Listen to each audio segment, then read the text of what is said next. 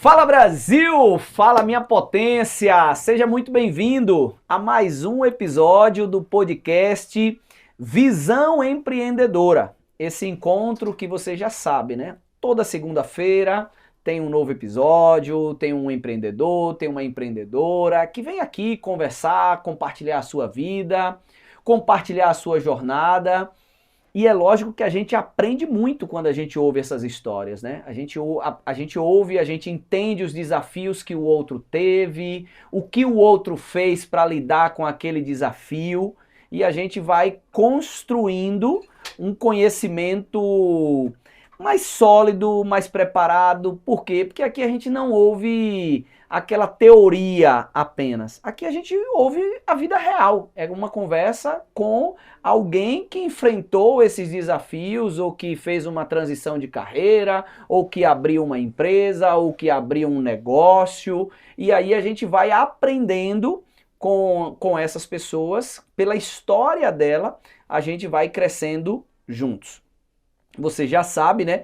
Antes de eu apresentar a convidada de hoje, que é uma mulher muito especial, né? A conversa hoje vai ser muito rica, já se prepara, porque vai ser um bate-papo assim bastante enriquecedor. Mas eu quero convidar você, quero intimar você, na verdade, a se inscrever agora no canal. Nós temos o canal no YouTube aí, né? Onde você está assistindo agora, provavelmente, ou no Spotify. Se você tiver inscrito, por isso que eu falo, se inscreva. Toda vez que eu lançar um vídeo, tiver um vídeo novo no canal, você vai ser avisado automaticamente. E aí você não vai perder nenhum conteúdo de valor para o teu negócio, para a tua vida. Se inscreve e é lógico, né? Compartilha esse vídeo agora no grupo da faculdade, no grupo da família, no grupo da academia, no grupo geral, porque com certeza essa conversa vai ajudar muitas pessoas aí, que vai falar depois para você, poxa, eu estava precisando ouvir aquilo ali. Obrigado por você compartilhar aquele vídeo. Eu não conhecia o podcast Visão Empreendedora e a partir de agora eu estou seguindo. Eu gosto sempre de contar a história, né? Por que começou o podcast Visão Empreendedora? Eu sempre gostei de podcast, só que eu só ouvia podcast de gente de fora, né? São Paulo, Rio, e curto bastante, mas eu queria ouvir histórias de pessoas como nós, pessoas da nossa região, pessoas da nossa cidade. E aí eu falei, cara, a gente precisa lançar um podcast que é o Visão Empreendedora para a gente compartilhar as pratas da casa. E hoje eu estou aqui com uma grande prata da casa. Quero aqui externar o meu sentimento de alegria, de felicidade, de estar aqui com a professora, foi coordenadora, diretora, ela vai se falar mais também, psicóloga Sidneide Jerônimo. Para mim é uma alegria muito grande estar aqui e eu já vou dar um pouco de spoiler para vocês até antes de falar, porque essa mulher ela tem um papel muito forte na minha vida, porque quando eu entro na faculdade, eu tenho a oportunidade, né, de tê-la como coordenadora do curso de administração e minha professora.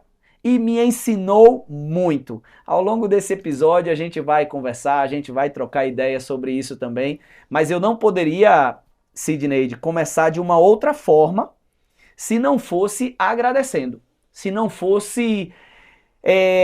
já fiz isso algumas vezes, mas agora eu acho que eu estou fazendo para o maior número de pessoas, porque como está na internet, está para milhões, né? Está para o planeta.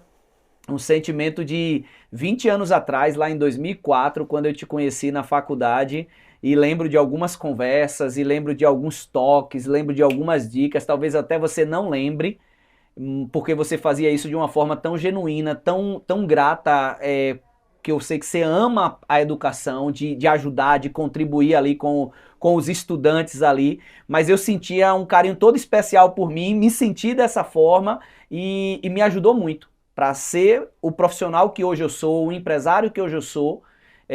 Eu devo muito a muito apoio que você me deu lá. Então eu não poderia começar esse podcast de uma outra forma que não fosse te agradecendo. Muito obrigado e seja muito bem-vinda ao podcast Visão Empreendedora. primeiro lugar, quero agradecer pelo convite. Para mim, assim, é um momento muito especial, né? Há muito tempo que eu não lhe vejo, é verdade. Às vezes eu digo que aqui em Feira de Santana tem algumas pessoas que a gente se conecta num determinado momento, depois parece que se distancia. E isso é uma coisa assim natural, né? Natural, porque as demandas do dia a dia a gente acaba... Corre, e de né? fato, assim, a área da educação é uma área maravilhosa. Eu acredito assim, o conhecimento ele é transformador. Né? A gente entra na faculdade, muitas vezes, se a gente não tiver aquele foco, o que eu quero fazer com esse conhecimento, onde eu vou aplicar, de fato ele não tem valor. Ele só tem valor se você der realmente o significado e um propósito para esse investimento. E assim, a área de educação eu estou aí desde quando eu sou criança, posso dizer.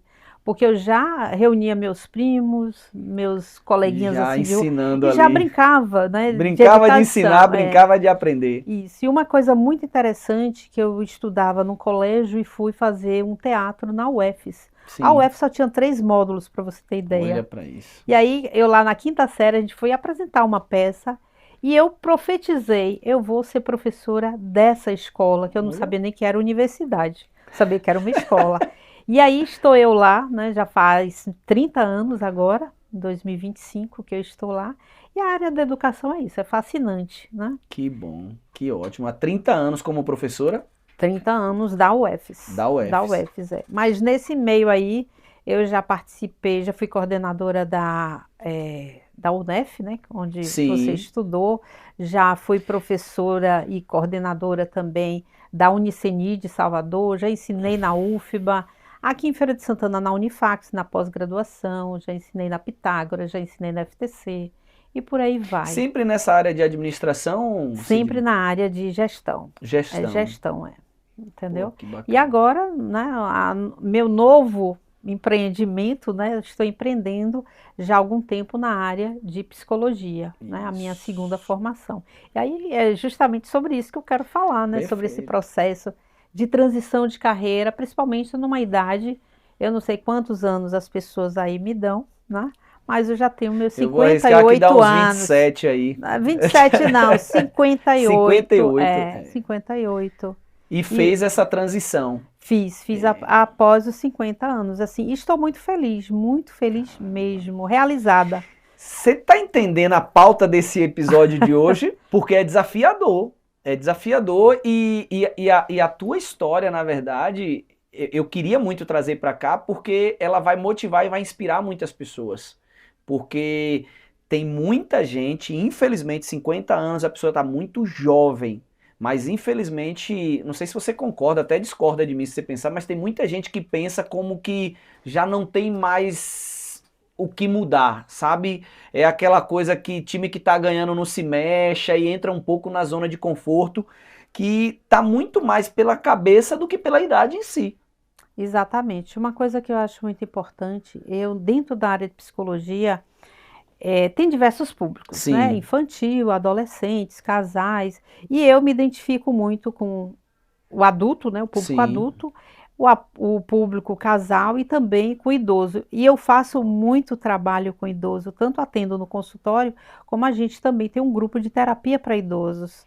Que legal. O que você falou no início, quando você falava a gente aprende com as pessoas, nossa, tem sido um presente trabalhar com esse público, porque o que eu aprendo com eles, sobre eles, e não só isso, mas sobre nós, porque todo mundo está num processo de envelhecimento, e em algum momento nós vamos chegar aonde eles estão. Então, para mim está sendo um aprendizado de vida, e não somente profissional, mas de vida, e que tem assim me dado largas, né? Tem alargado mais a minha visão e a capacidade de atuação. Excelente. Entendeu? Deixa eu te perguntar uma curiosidade, que quando eu vi ali no Instagram e tal, eu queria te fazer essa pergunta, que era algo já desejado de infância, de um tempo já de fazer psicologia, ou foi algo mais recente que surgiu e falou, tá, surgiu, vou fazer, ou era algo que você já alimentava de falar, poxa, um dia eu vou fazer? Eu diria assim, talvez não só eu tenha escolhido a psicologia, mas eu acho que a psicologia me escolheu. Eu digo isso por quê? Porque em diversos momentos da minha vida, as pessoas falam, poxa, tão bom conversar com você. Que né? legal. Você traz para mim uma paz. Poxa, eu sempre tive aquele papel de conselheira, né? Entre os familiares, entre os amigos. E aí a coisa foi fluindo. Quando eu fiz uma autoavaliação, uma autorreflexão, eu realmente entendi o quanto as pessoas me demandavam, entendeu? Entendi. Fosse aluno, fosse colegas, vizinhos, amigos. E aí eu entendi, não, é uma área muito confortável para mim, porque eu já ouvi que eu já faço, né? Algumas pessoas, não que seja a mesma coisa, né? Existe uma diferença muito grande, né? Psicologia não é conselho, mas é acolhimento, é entendimento, é não julgamento do outro.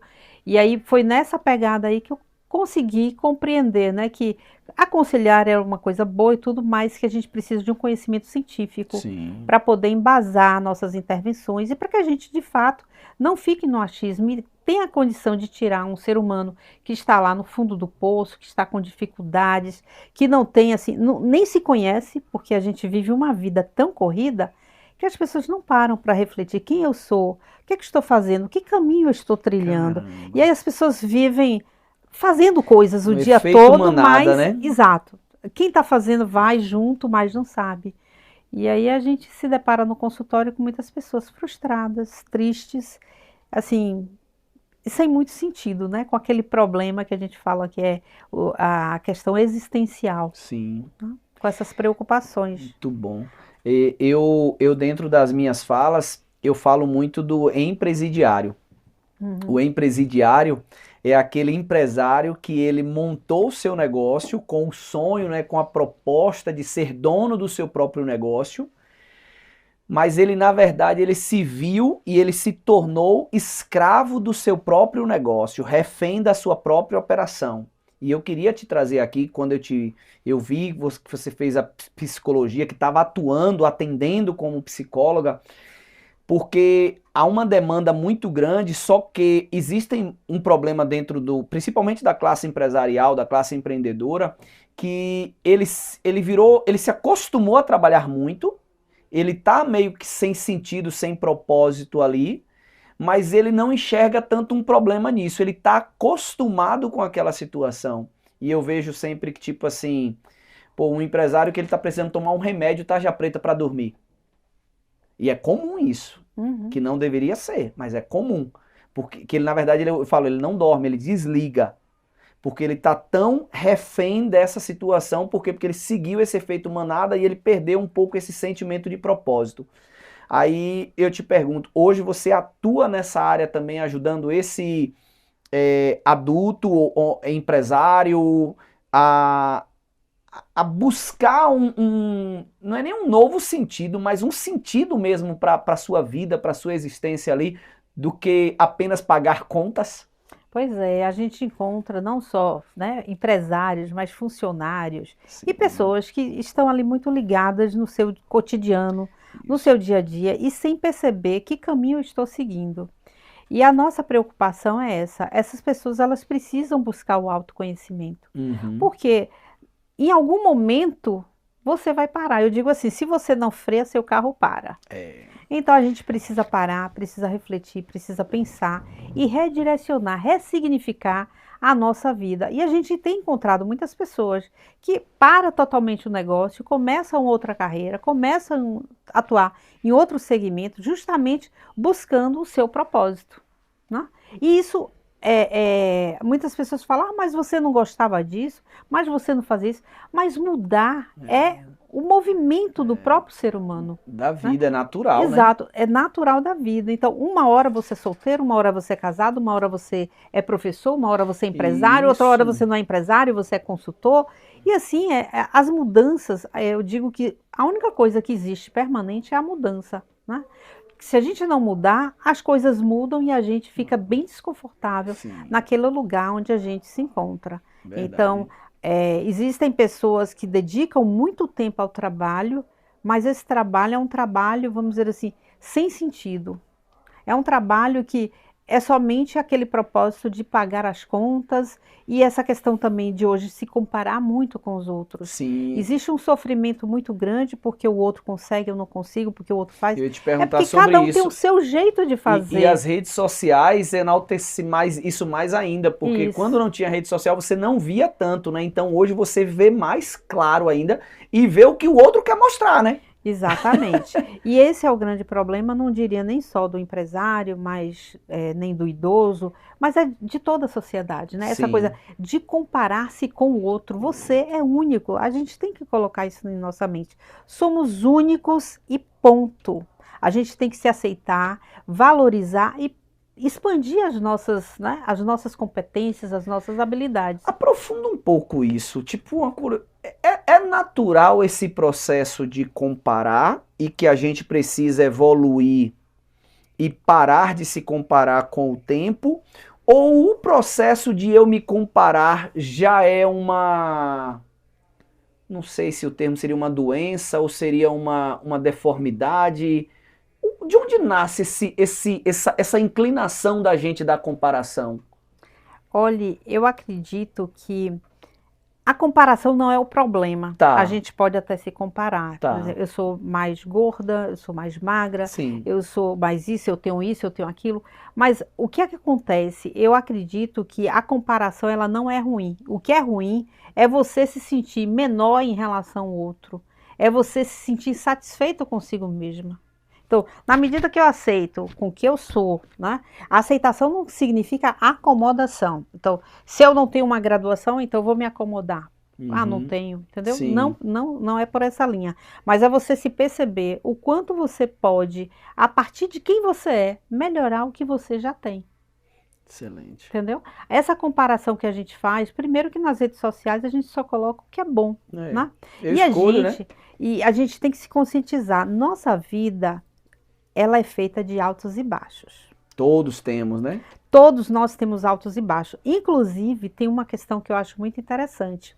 É tão feita de altos e baixos que quando tem uma pessoa lá na UTI, né, fica subindo e descendo. A vida é aquilo mesmo. Porque no momento que ela chegar e for toda certinha... A linha reta tem alguma coisa errada. Ela já acabou, já terminou. Então, é muito... esse subir, esse descer, buscar esse equilíbrio, como eu subo, Sim. Sabe? Tem gente que o sucesso, né, vai para a cabeça, a pessoa perde. A gente tem visto tantos artistas famosos, talentosos, perdendo o equilíbrio emocional, né? Perdendo a sua saúde, se afastando daquilo que está fazendo, porque se cedeu demais, né? Não criou os limites. E muitas vezes pautado em outros. Ah, fulano está fazendo, fulano aguenta fazer o show aí de não sei quantas horas, eu também vou. E você vai comprometendo o que tem de mais precioso, que é o nosso tempo de vida. O tempo, ele não volta, ele não é elástico. São 24 horas e ponto por dia. É a única coisa que a gente tem, é o hoje, o agora. Eu gosto disso. Não tem mais. É tanto que eu corrijo quando as pessoas dizem assim, tempo é dinheiro. Não, tá errado. Tempo não é dinheiro. Nem empresta. Tempo é muito mais do que dinheiro. Dinheiro eu perco 1 milhão hoje, amanhã eu faço um outro negócio e eu ganho 10. Tempo não. Exato. O tempo perdido não volta. Tempo a gente só pode doar. Por exemplo, eu sou voluntária, né? Sim. Eu trabalho na BRH, que é a Associação Brasileira de Recursos Humanos. Eu trabalho no Rotary Clube Internacional e trabalho também no IAG, que é uma instituição que atende idosos carentes. E assim, o trabalho voluntário é um tempo rico, porque você significa a sua vida, não é pelo dinheiro, mas é pelo amor da transformação do mundo num lugar melhor para se viver. Sim. Então, eu sempre estou estimulando as pessoas doarem. Isso traz sentido, isso traz propósito? Muito sentido, muito propósito. Né? E é um exercício até para você lidar. Às vezes, uma aluna falou bem assim, poxa, eu fui numa terapia de grupo e as pessoas estavam falando lá sobre várias coisas, né? Sobre violências que sofreram e tudo. E eu estava, assim, deprimida porque meu cachorrinho estava doente. Então, muitas vezes é um choque de realidade, né? Quando você se depara. Quando você faz o trabalho voluntário, você ajuda o outro, mas você eleva seu espírito. É uma situação, é uma sensação maravilhosa. Eu recomendo a todas as pessoas, né? Tirar um pouquinho do seu tempo. Sim. Eu acho que aí é onde está, talvez, a magnitude da vida. Tá. É você pegar um pedacinho do seu tempo e doar para alguém, para transformar a vida de alguém num momento melhor, né? Eu concordo muito com isso, porque... E aí, nas empresas, eu acho que o trabalho voluntário, ele também ajuda a ter um clima completamente diferente. Um clima saudável, um clima de solidariedade, que é o que a gente quer para a sociedade. Sim. É o que você, às vezes, você está buscando ter um clima organizacional, ter um clima bom ali, mas se você não incentivar ações como essa, do serviço, do voluntariado, talvez você só vai se distanciar, na verdade, Exato. de um clima bom. É a forma de humanizar, né? Eu acho que o comportamento, inclusive eu dou essa disciplina lá na UFS, comportamento organizacional, onde a gente estuda os indivíduos, os grupos, né? E também a organização, a estrutura da organização, porque as políticas da organização, ela faz toda uma diferença nesse ambiente, né? Então, não adianta o empresário querer fazer o ambiente saudável, tem que ser uma cultura que chega perto e próximo ali das pessoas, né? Então, você trazer realmente propostas para elevar o espírito dessas pessoas e o senso de colaboração. Porque se o ambiente é saudável para todo mundo, inclusive para o cliente, é saudável para os diretores, para os funcionários, entendeu? Terceirizados. Isso todo mundo se beneficia. E dentro da administração a gente tem, não sei se você lembra, aquela teoria sistêmica. Sim. E essa abordagem, ela foi tão significativa na minha vida que quando eu fui para a psicologia, foi a abordagem que eu escolhi para trabalhar. Porque eu ia te perguntar sobre isso, qual a linha que você aderiu, que você abraçou? A sistêmica, eu não entendo assim que nada, né? Nada pode ser alterado sem alterar o conjunto. É como uma peça de tabuleiro, né? Um jogo de xadrez. Você mexe numa peça... Mudou tudo. Mudou tudo. Né? As possibilidades são outras. Então, eu acredito muito assim, eu faço a psicologia clínica, eu atendo, né, individualmente no consultório. Eu atendo também a domicílio. Eu gosto muito do atendimento domiciliar de idosos, porque ali é o momento em que eu converso com o cuidador, converso com as famílias, né, com as pessoas que estão mais próximas daquele idoso. Por quê? Esse idoso muitas vezes vem dessa vida que você falou, né, de entrega ao trabalho, do trabalho é que significa a vida dele. E quando chega o momento da aposentadoria, é o grande, assim, é um problema muito grande, porque ele perde quase que sua identidade. Verdade. Tem pessoas, né, eu tenho um paciente que chegou aí 2 anos, sair de casa como se fosse para o trabalho e não ia para o trabalho, para não dizer para a esposa que tinha se aposentado. É uma ruptura. É como se ele perdesse a identidade dele, né? Exato. É um vazio. Então, uma coisa que eu também tenho trabalhado... Caramba, você não se permite nem se aposentar. Exato. Uns até dizem assim, eu vou fazer festa quando eu me aposentar. E quando chega o momento da aposentadoria, 3 meses depois, está batendo no consultório porque esvaziou a vida. Por isso, durante a carreira profissional, é importante manter as relações, né? A rede de apoio, as redes sociais da família, dos amigos, dos vizinhos, não perder esse contato. Porque a vida depois da aposentadoria se esvazia se você não mantiver, né? Eu digo que a vida da gente é uma vida de muitas alegrias, mas também de muitos lutos. A gente, ao longo da vida, a gente perde coisas, perde pessoas, né?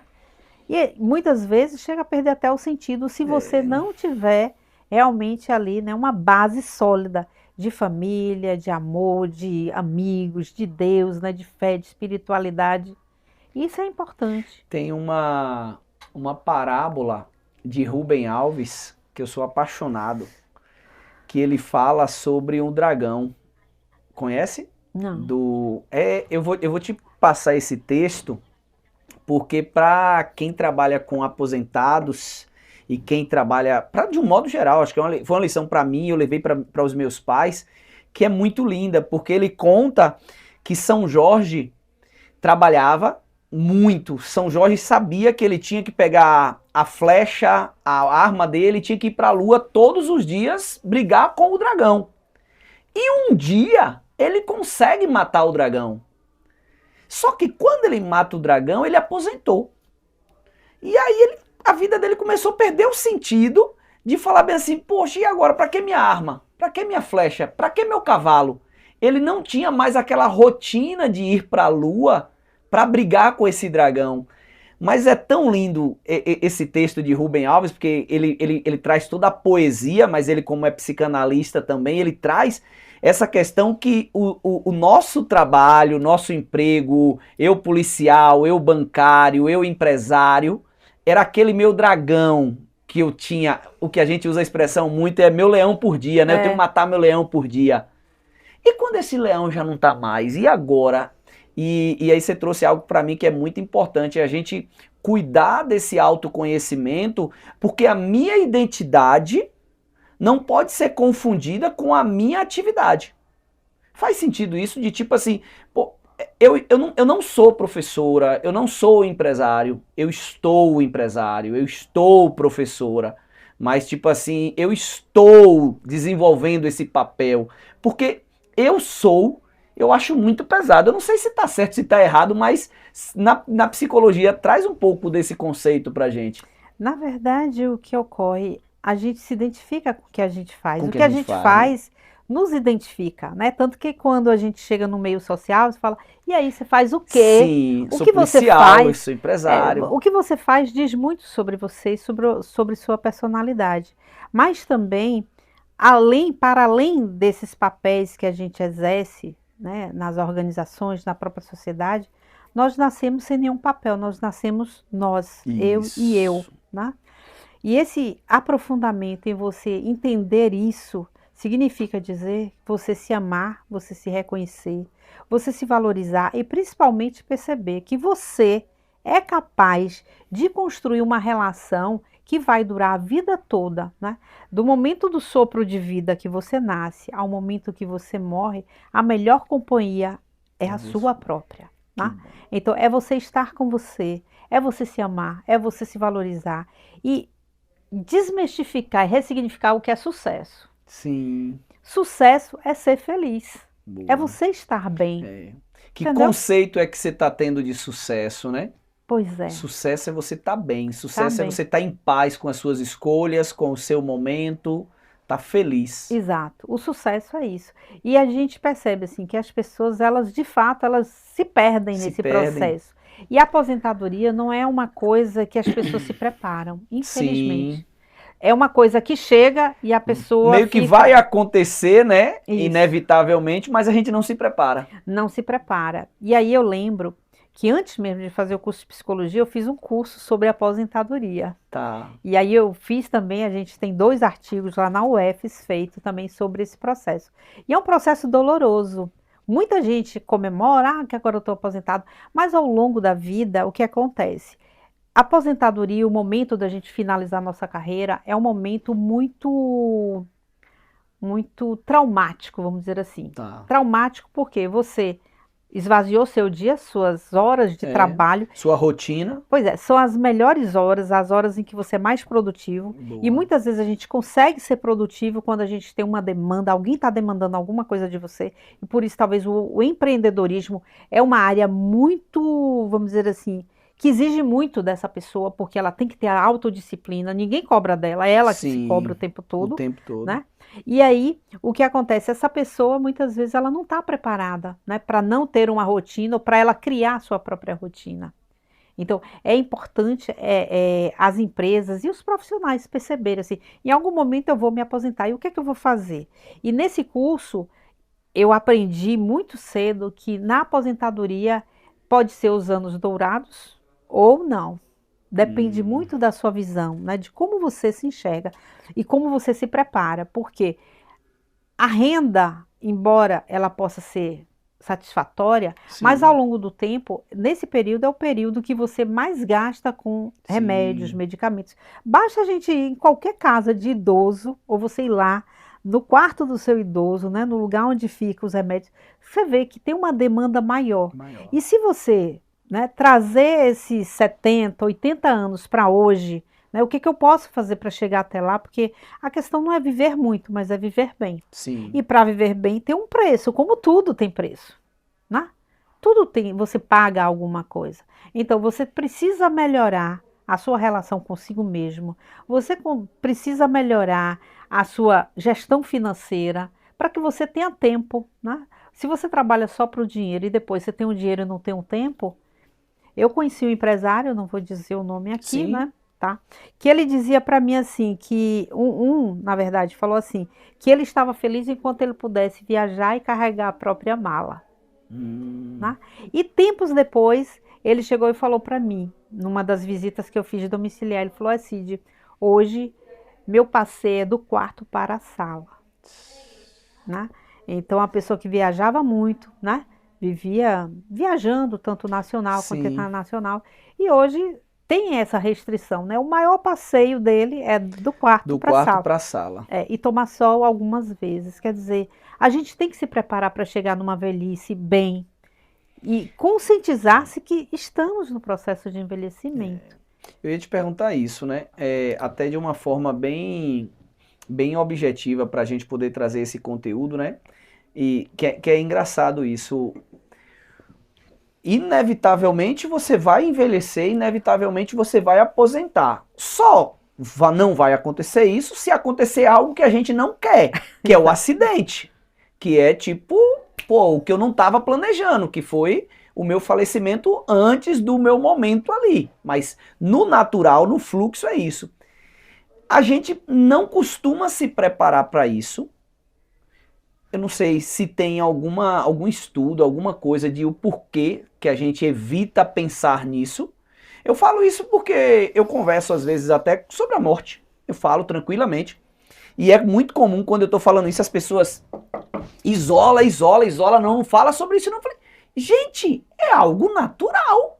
É algo que pode acontecer e que vai acontecer. Eu falo pode acontecer nesse curto espaço de tempo, mas que vai acontecer. Nós torcemos e esperamos que seja bem longe, que demore bastante, mas vai acontecer.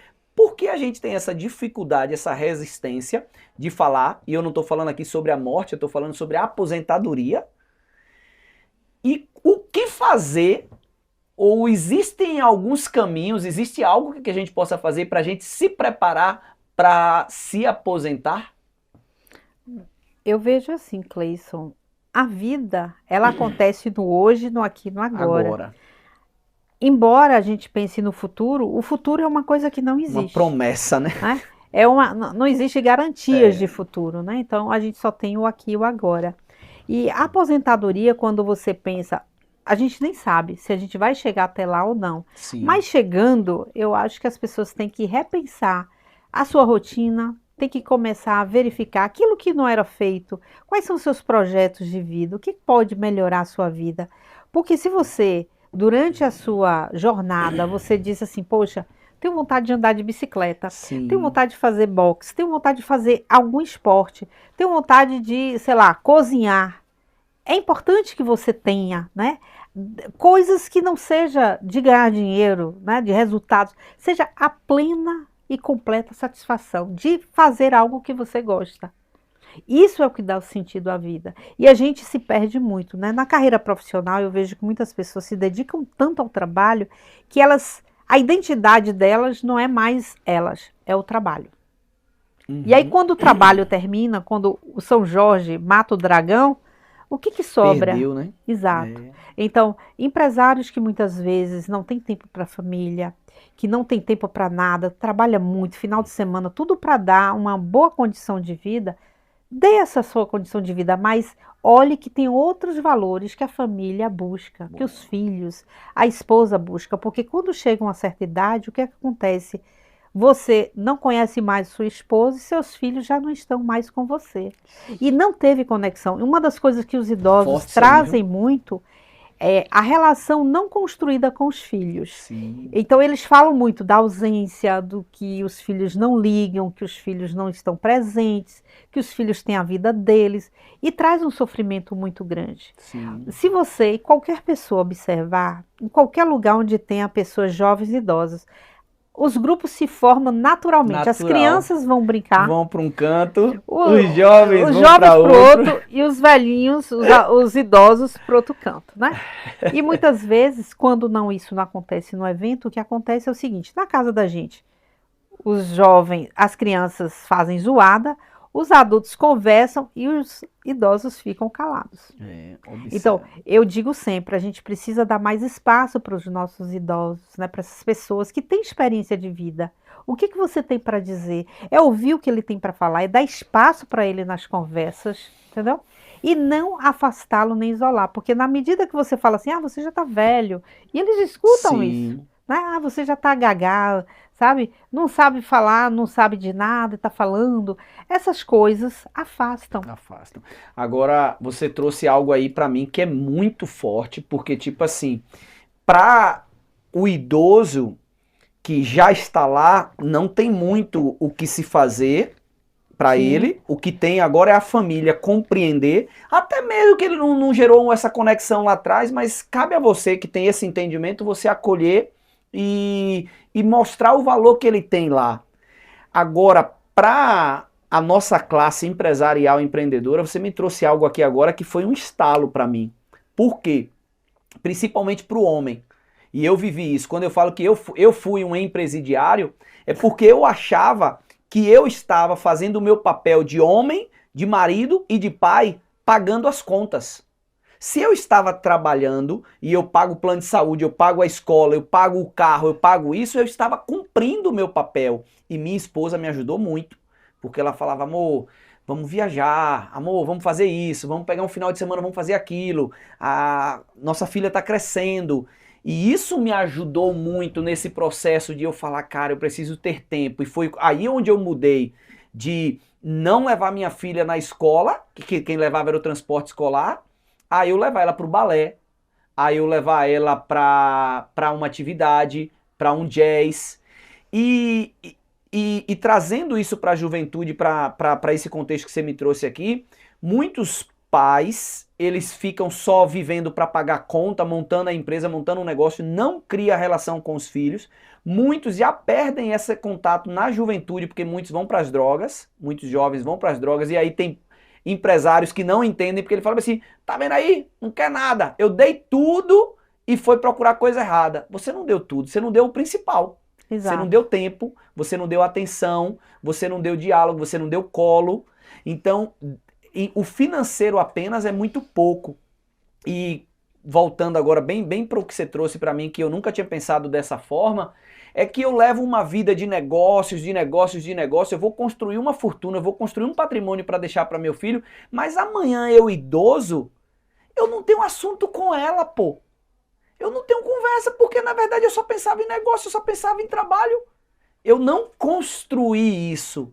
E eu penso que uma das maneiras da gente pensar em se aposentar é trabalhe, queira crescer, queira projetar financeiramente, que a gente não tem nada contra isso, mas cuida da tua esposa, cuida do teu filho, cuida da tua saúde, cuida do teu emocional, cuida dos teus amigos, cria relações, porque amanhã quando esse dragão morrer, ou quando você matar, que você às vezes você mesmo que mata o dragão, você venceu. E é engraçado que outro dia eu fiz uma entrevista com um jovem e ele me disse que o sonho dele era se aposentar. E eu fiquei triste com isso, é sério, numa entrevista de emprego. O jovem tinha uns 23, 24 anos. E ele falou, não, o meu sonho... Eu falei, qual é o seu sonho? Eu ri, porque foi engraçado. Ele falou, não, eu quero arrumar um bom emprego, trabalhar e depois eu quero me aposentar. E eu falei, tipo, é meio sonho da galera se aposentar. Só que depois que a galera se aposenta, a galera se frustra porque não foi aquilo que ele pensou, aquilo que ele projetou. Então, essa tua fala para mim, eu quis dar esse destaque porque é uma ênfase muito grande. Você está preparando para o seu envelhecimento, para o seu aposentar? Qual é a relação que você está criando? Sabe? Eu vejo isso até dentro de um casamento, a gente precisa exercitar muito o diálogo, né? Porque vai chegar um momento que o que vai restar é o diálogo, né? E se eu não tenho essa intimidade para dialogar? Pois é o amor que transcende, né, as questões materiais. Isso é muito importante. Então, quando a gente para pensar assim, numa carreira profissional, né, e hoje a gente fala assim, mesmo aposentado, muitos aposentados têm procurado o mercado de trabalho. Sim. Porque o que acontece nessa idade é que os gastos são maiores do que as receitas. Né?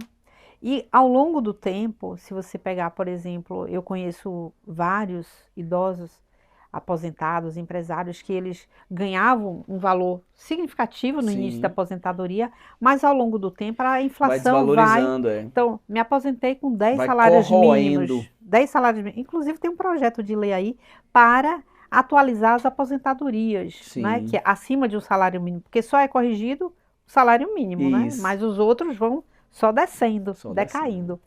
E aí é importante a gente salientar isso. Também se preparar financeiramente para esse momento.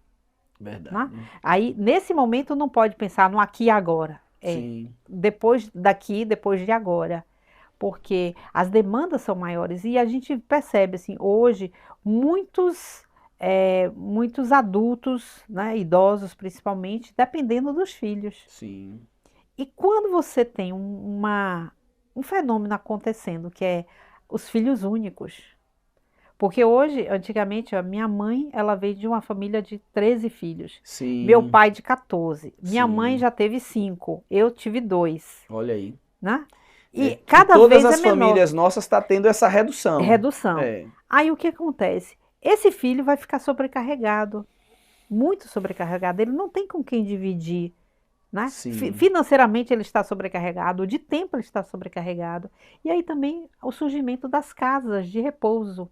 Né? Aqui em Feira tem muitos centros de acolhimento, né, aos idosos, muito por conta disso. As pessoas não têm mais nem o tempo e nem o recurso necessário para cuidar. Então é preciso também que as pessoas se organizem para esse momento, porque as demandas são cada vez maiores em relação ao cuidado com a saúde. E se você se cuida hoje, você consegue chegar aos 70, 80 anos, até 90 anos, bem. Mas isso vai te cobrar o quê? Cuidado. Dedicação. Né? E você é exemplo para sua família, é exemplo para os seus funcionários. Quando você se cuida, você arrasta pessoas para se cuidar junto com você. Eu tenho esse exemplo, um exemplo dentro da minha casa, né, com os meus pais. E eu busco modelar isso para eu poder melhorar, porque, tipo assim, eu vejo às vezes meus pais com algumas limitações de saúde que foi consequência de uma vida que não cuidaram tanto da saúde, que não fizeram atividade física, que não cuidaram tanto da sua alimentação. Então, hoje eles estão reparando um pouco isso, mas a gente precisa o quanto antes mudar e melhorar isso. Eu queria te fazer uma pergunta que é o seguinte, nessa idade no pessoal, é comum a depressão e tem como ser tratada com a psicologia sistêmica, essa visão? Porque eu sei também que tem um momento que é a questão da psiquiatria, com a medicação e tal, mas a terapia, ela costuma ajudar bastante nesse processo de depressão também? Sim, sim, eu acredito. Nós temos diversas abordagens, né? Sim. Não vou aqui desmerecer nenhuma, até porque todas têm o seu papel. Sim. E exerce vamos dizer assim, exerce sua função, né? E tem uma grande contribuição para a melhoria da qualidade de vida de qualquer pessoa em qualquer idade, desde a infância até, né, a idade adulta e a terceira idade. Mas a gente percebe claramente assim que quando a gente tem um diagnóstico de depressão, muitas vezes as pessoas não querem ir ao psiquiatra. E não tem Existe jeito. esse preconceito Existe muito esse grande. preconceito. Existe o preconceito de ir primeiramente no psicólogo, né? Então, por exemplo, lá como eu Tá mais leve, mas mas o do psiquiatra é um pouco pior, né? Quando a gente fala assim, quando a gente percebe que de fato a terapia por si só ela não vai fazer tanto efeito, porque o paciente precisa regular o sono, o humor, né? A agitação, entendeu? Quando a gente percebe que não dá para trabalhar sozinho, a gente realmente tem que fazer parceria e vice-versa com o psiquiatra. O psiquiatra ele vai entrar com a medicação que vai regular, né, o que está desregulado, e depois durante aquele período começa já o processo da terapia. A terapia ela vai conscientizar, vai melhorar, vai procurar fazer com que ele busque a causa daquele sintoma, porque a ansiedade, a depressão, primeiro a ansiedade, depois a depressão, ela é crescente. Às vezes você sente uma síndrome do pânico não, Sim. né? Você não dá tanta importância. Mas depois é que você vai caindo na real e percebendo o quanto aquilo está trazendo transtorno para o seu dia a dia, para suas relações sociais, profissionais. E por conta disso, muitas pessoas só vêm procurar quando sente realmente assim o custo, o preço de não ir em busca do profissional. Então, muitas vezes, muitos pacientes já chegam no estado bem avançado de depressão. Aí, aquela questão, a depressão ela pode fazer com que a pessoa coma demais, ou diminua a alimentação, ou durma demais, ou não consiga dormir. Entendeu? Entendi. Cada pessoa tem uma forma de vivenciar esse momento de depressão. Agora, o isolamento é o que a gente mais percebe, né, nesse processo. O isolamento, os cuidados com a higiene, falta de ânimo para qualquer coisa. Então, quando a gente está com uma pessoa que começa a perceber essa indisposição para as coisas que gostava, já é um sinal de que algo não vai bem. E as pessoas querem mostrar sempre o que há de melhor, então elas acabam não dizendo que estão precisando de ajuda, tá? E vão levando. Eu tive, assim, vários pacientes, mas uma me chamou a atenção, que ela é uma idosa, né? E ela tinha já vontade de se suicidar quando ela chegou no consultório, tá? E depois que a gente fez todo o procedimento e tal, ela chegava, ela mora sozinha, é uma situação que a gente percebe muitos idosos, e ela já chegou no final, né, desse processo, eu cheguei a dar alta a ela, que ela já pensava em... Pô, que legal. Ela já pensava em fazer viagens, encontrar as amigas. Então, a gente percebe que há uma mudança muito grande, né? E que a psicologia é uma ciência científica, é uma ciência aplicável. Sim. Ela não é uma ciência teórica, ela é prática.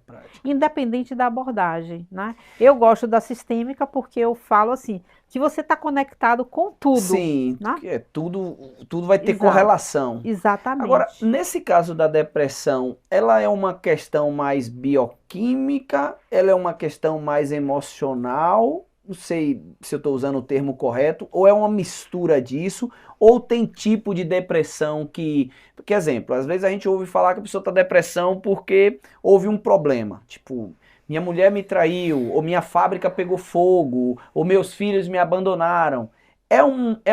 Isso eu estou chamando de emoção, se tiver errado pode me corrigir, tá?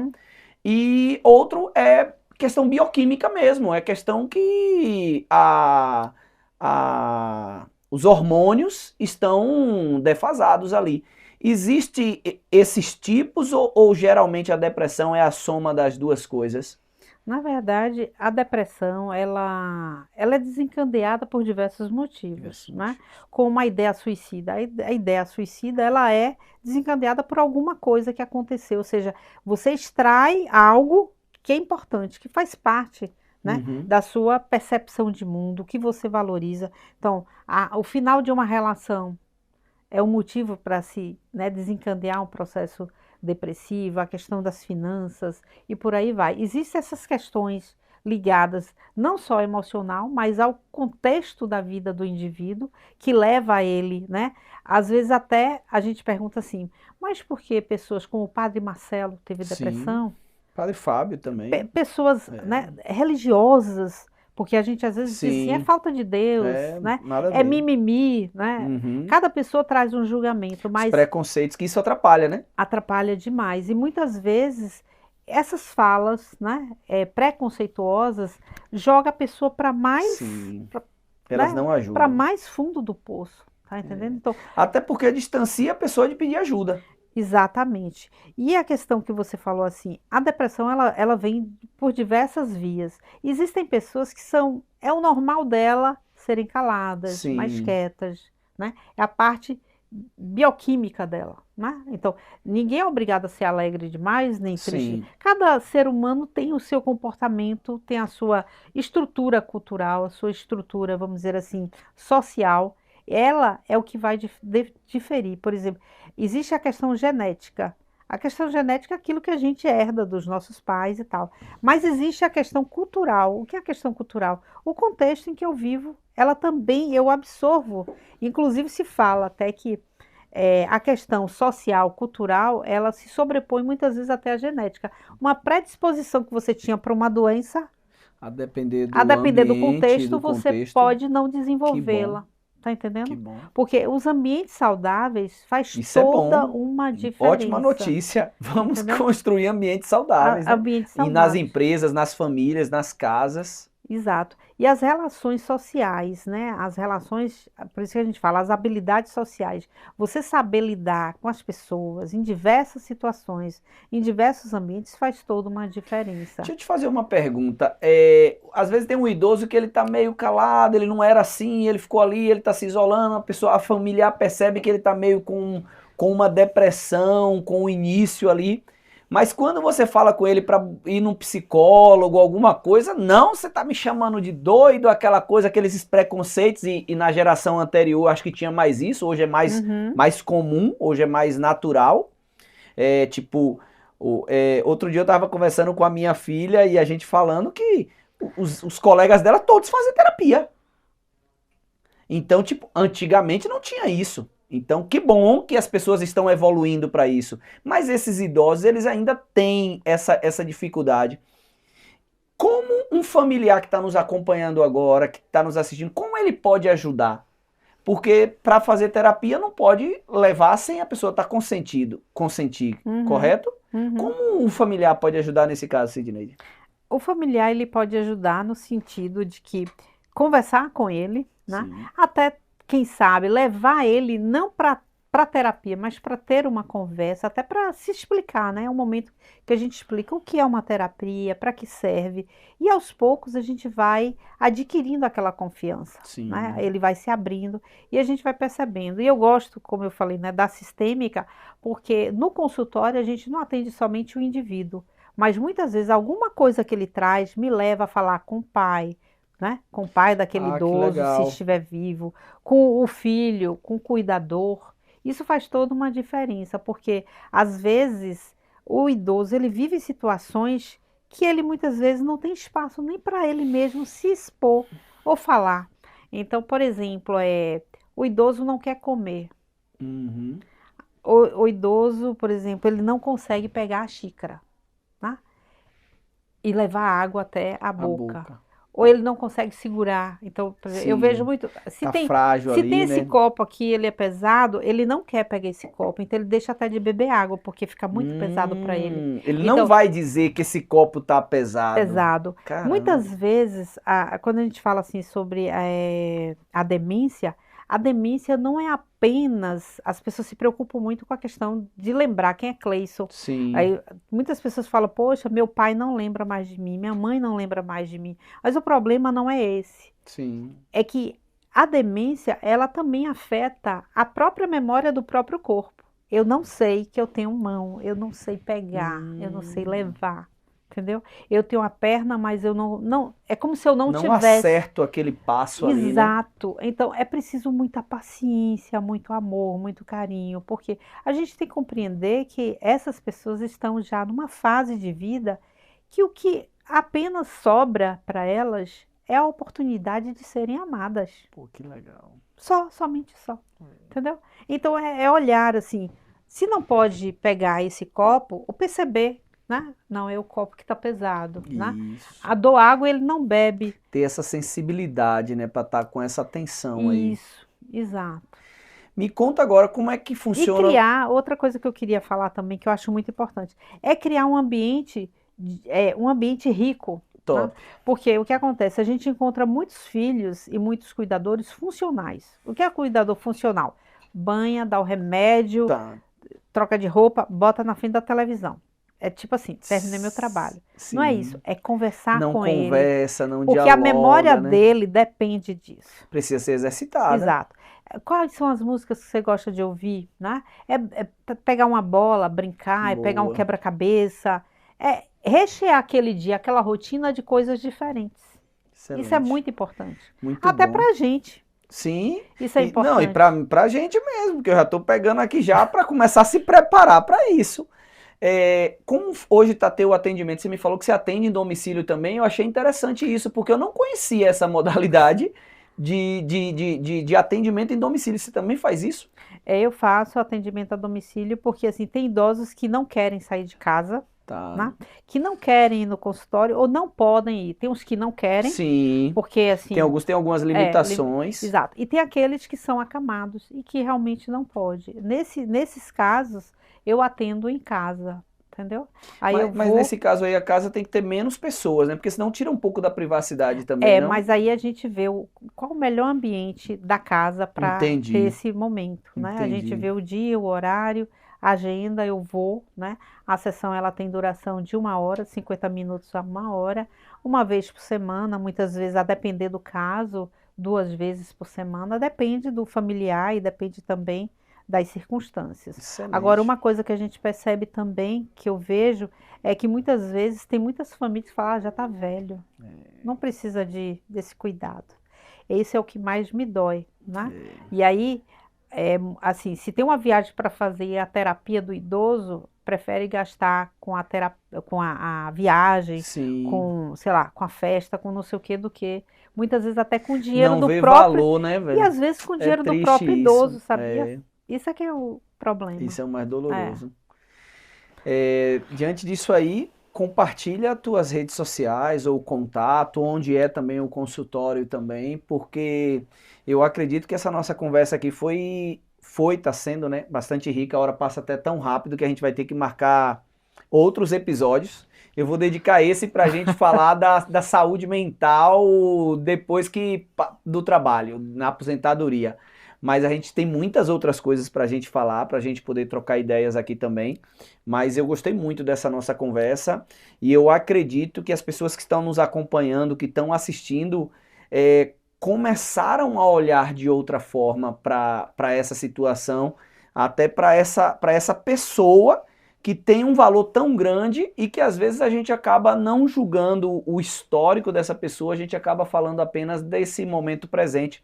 Eu acho que é uma mensagem bem batida, né, já na internet, mas que eu gosto de ouvir, gosto de assistir, que é aquele senhor que vai levar um buquê de rosas para a senhora numa clínica, né, e vai lá e a pessoa pergunta para ele, né, mas ela não te conhece mais, ela tem Alzheimer e por que você vai lá toda quarta-feira ou todo sábado, se ela já não te conhece? E ele fala, né, eu conheço ela. Eu sei quem é ela, eu sei o que ela representa para mim. Cara, isso é de uma beleza tão grande, porque, pô, meu pai, ainda que ele não me conheça, que ele não lembre meu nome, que ele tá por uma questão... Cara, mas quem sabe quem é meu pai sou eu. Ele tem a questão da saúde, da limitação, da idade, do Alzheimer, da demência, do que for para justificar. Agora, o que é que justifica um filho de 30, 40, 20, 50 anos não dar o amor, o carinho, a atenção, a paciência para o pai, para a mãe, para um tio, para uma tia, né? Uhum. É muito forte isso. Então, eu tenho certeza que esse episódio aqui vai tocar muita gente e vai precisar de sua ajuda para ajudar muitos desses idosos a ver que existe vida depois de matar o dragão. Com certeza. A vida é um processo de perdas e de ganhos, né? Isso. Depende o tempo muito, todo, né? Depende muito do olhar. Até como você falou, a morte, né? Sim. A morte, tem um livro que eu gosto muito, de Ana Cláudia Arantes, que ela fala, a morte é um dia para ser vivido. Então, e nele traz coisas assim maravilhosas. Depois eu posso até trazer esse livro aqui para falar um pouco mais sobre ele. A morte é um tabu. É um tema que é um tabu entre as famílias, né? E às vezes a gente vê aquele idoso e fala assim, vai ser o primeiro a falecer, e muitas vezes não é. Vai. Eu tenho uma experiência na minha família, né? Meu pai, ele teve 7 AVCs antes de falecer. E a gente, até pelo histórico de vida dele, a gente dizia, não, meu pai deve ser o primeiro a morrer. Sim. Talvez isso nunca tinha sido falado. Sim, mas mas era uma sentido. expectativa, assim, de, poxa, meu pai, da próxima vez, acho que meu pai... E quem foi? Foi meu irmão mais novo, o único homem da família. 23 anos de idade, um acidente de moto, uma morte instantânea que ninguém esperava. Olha o... Pois é. 1 ano depois, meu pai faleceu. Meu pai sofreu muito com a morte dele.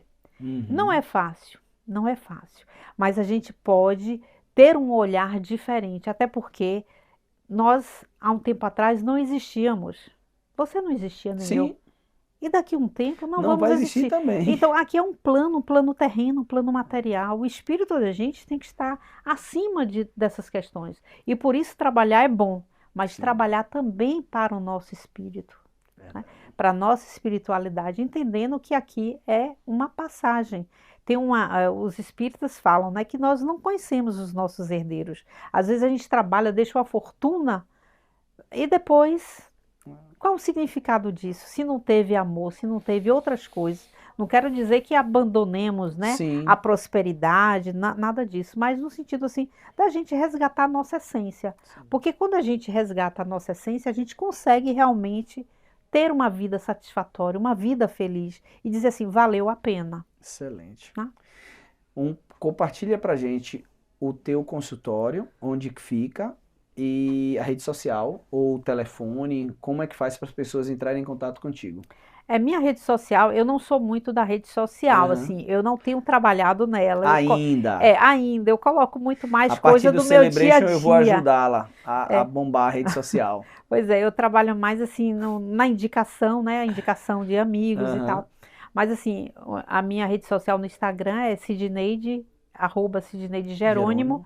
Meu consultório fica no Teresa Ricci, ali perto da Casa Fornari, do lado da Casa Esportiva, né, sala 8, Plenitude, né, a gente lá... aqui do lado? É aqui, pertinho, ótimo, pertinho da gente. E meu telefone é o 759-9103-2597. A nossa conversa foi muito boa, o horário passou tão rápido que... a gente vai ter que agendar mais uns 2 episódios aí pra gente trabalhar outras pautas, pra gente marcar, porque a gente falou sobre muita coisa boa aqui. Eu gosto dessa conversa, eu gosto desse assunto mais existencial, sabe? Buscar o sentido real da vida. No Celebration agora a gente vai falar sobre isso, inclusive o livro que eu estou escrevendo e que vai ser o pré-lançamento lá, Desperte Sua Potência, fala muito sobre isso. Pessoas que vivem uma vida de alguém, eles não estão vivendo a vida deles de fato, eles nem conhecem a potência que ele é de fato, e eu vou falar um pouco sobre isso nessa palestra que vai ser muito boa, e eu quero convidar você para estar lá junto com a gente. Sidneide, chegando ao final, eu queria te dar uma oportunidade de você deixar a tua mensagem. Se você fosse gravar um stories, ou escrever um lembrete para o mundo, sabendo que todo mundo vai ver, o planeta todo vai ver, inclusive vai ser traduzido em inglês, francês, alemão. Os 8 bilhões aí aproximadamente de habitantes vão ter acesso a essa mensagem de Sidneide Jerônimo. Qual é essa mensagem que você deixa para a gente poder fechar o episódio de hoje? A mensagem é: seja você mesmo. Procure sua essência e viva com plenitude cada dia da sua vida. Viva as tristezas, as emoções, todas elas fazem parte de você. Se aceite como você é. Caraca, muito bom. Simples, direto, objetivo. Parabéns. Obrigado. Obrigada. Foi muito bom estar contigo, foi muito bom nos reencontrarmos nessas condições. E vamos remarcar outros episódios. Se você gostou também, comenta aí nos comentários, fala que você quer de novo, manda uma pauta que aí eu vou perturbá-la. Sei que a agenda é corrida, mas eu vou chamar porque vocês estão aí deixando a mensagem nos comentários, tá certo? Muito obrigado, foi muito bom estar contigo e até a próxima segunda-feira no novo episódio do Visão Empreendedora.